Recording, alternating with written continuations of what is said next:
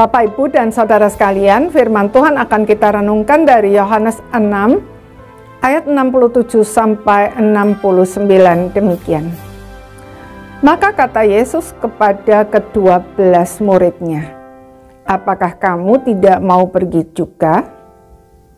Jawab Simon Petrus kepadanya, "Tuhan, kepada siapakah kami akan pergi?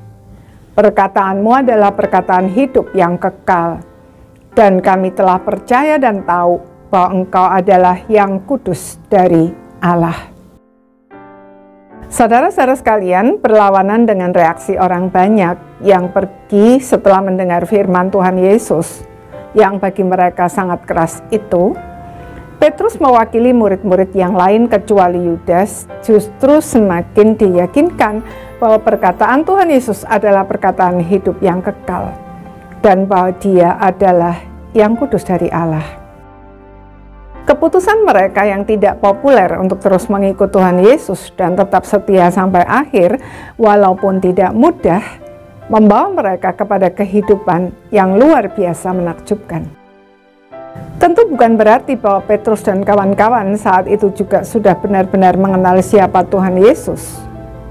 Tetapi paling tidak mereka sudah berada di jalur yang benar. Seiring dengan berjalannya waktu, pergaulan mereka dengan Tuhan Yesus, firman Tuhan yang mereka dengar, dan semua yang mereka lihat Tuhan Yesus lakukan, membuat mereka semakin mengenal siapa Tuhan Yesus itu.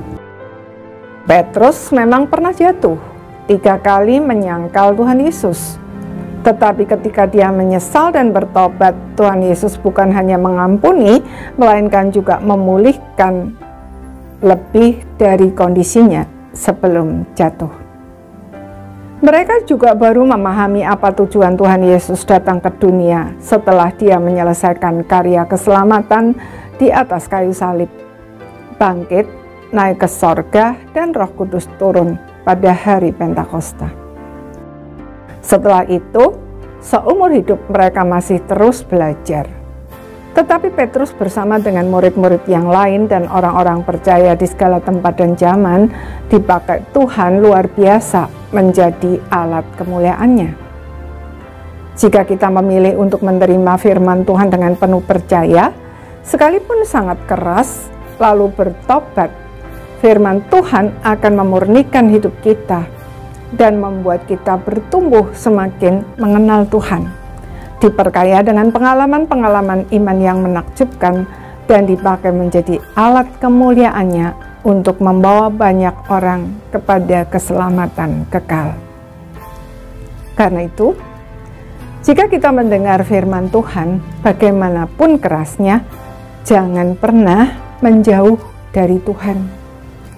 Sebaliknya, mari kita mendekat kepadanya dan memberi diri untuk dimurnikan. Maka kita akan takjub melihat pekerjaannya di dalam dan melalui hidup kita. Ketika sudah waktunya Tuhan memanggil kita pulang ke rumahnya, kita tidak menyesal. Karena kita sudah menjalani hidup kita dengan iman dan melakukan bagian kita sebagai orang beriman dengan baik dan setia. Amin.